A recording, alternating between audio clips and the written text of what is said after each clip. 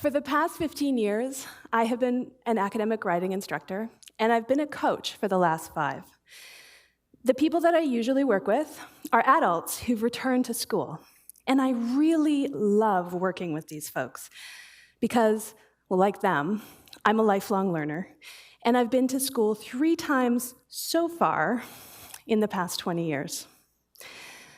But I still remember the first time that I went back. I almost quit the first semester.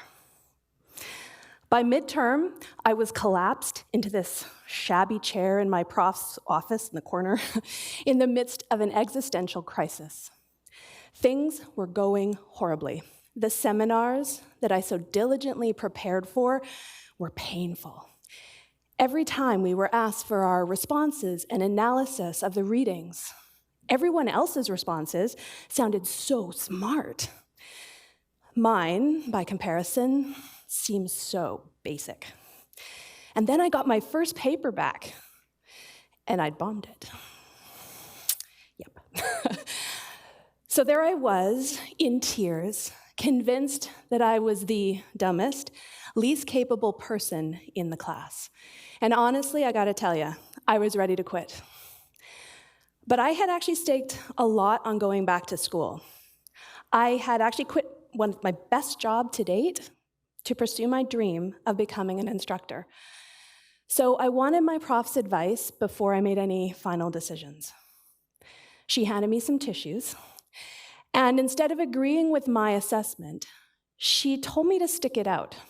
And she said that apparently I wasn't doing any worse than anyone else. Now, I was pretty skeptical because all the evidence seemed to point to the contrary.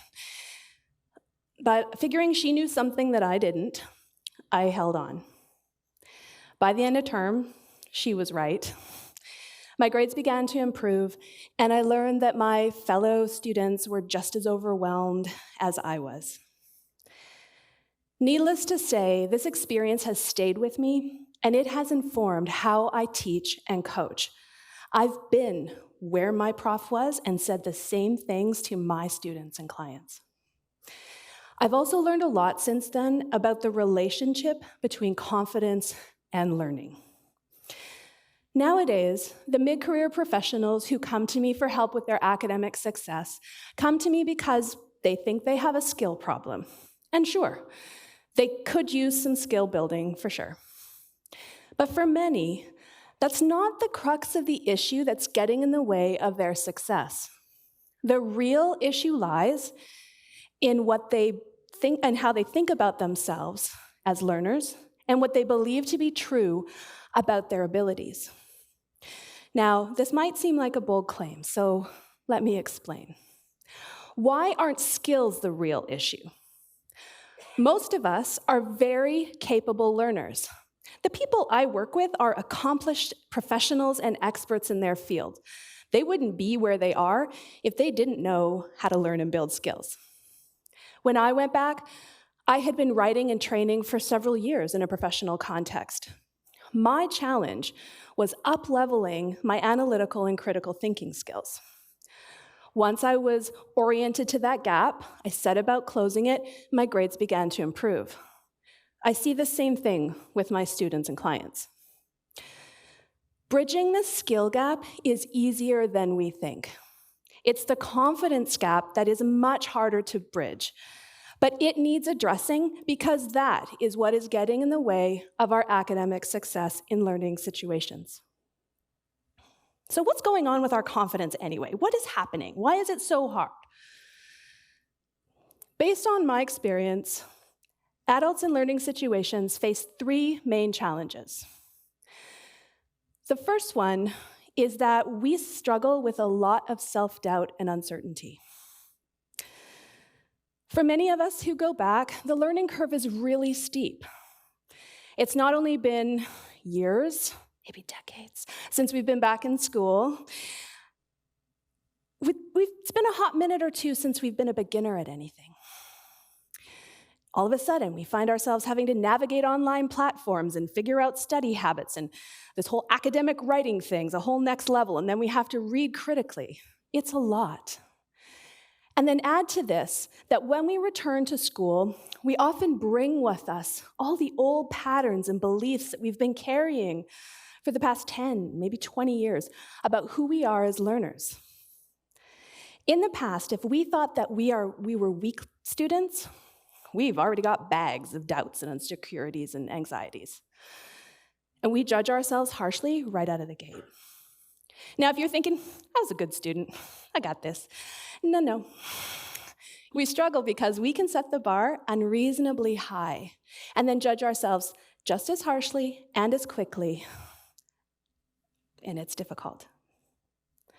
The second challenge that we face is that we spend a lot of time comparing ourselves to everyone else. Now, this is a really human thing to do, and it's a very easy pit to fall into for high-achieving adults. Because let's face it, we want to know that we can at least keep up with or do better than our peers. But when we compare ourselves to other folks, it can be paralyzing because we can fall into thinking that we are less than them. This is especially true when people start sharing grades and progress reports. We can go from feeling accomplished and on top of things to feeling behind and confused in a matter of minutes.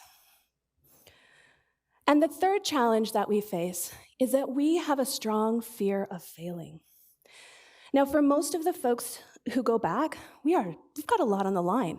We're juggling a job and family responsibilities alongside school. Plus, we want to do well because we're usually there to up-level our career or hit a career goal in some way, to say nothing of the time and the financial investments involved. So being afraid of failing, well, it's understandable, right? But it is an obstacle to getting the very thing that we want. So those are the challenges. There is good news, though. These can be overcome by making 3 important mindset shifts when we are in learning situations.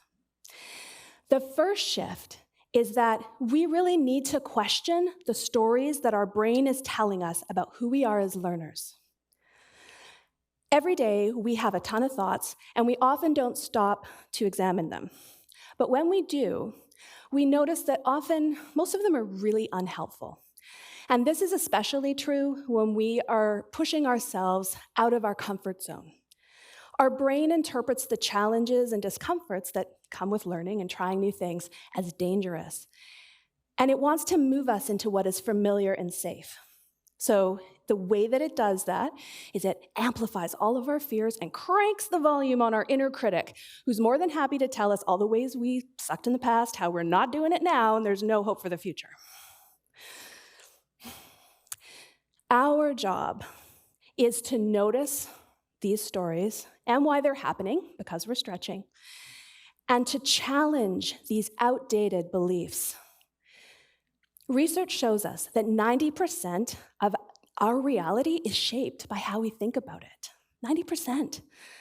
So when we question the truthfulness and the relevance of the stories that we're carrying for who we are now in our current context, and choose more accurate and helpful ones, we can change our entire experience. The second shift that we need to make is that we need to look for the lessons in the mistakes.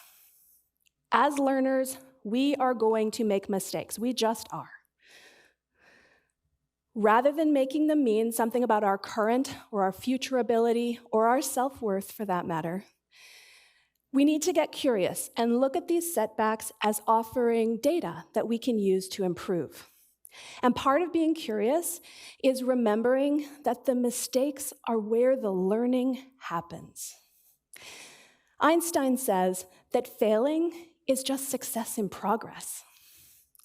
And that's what we need to aim for, progress, not perfection.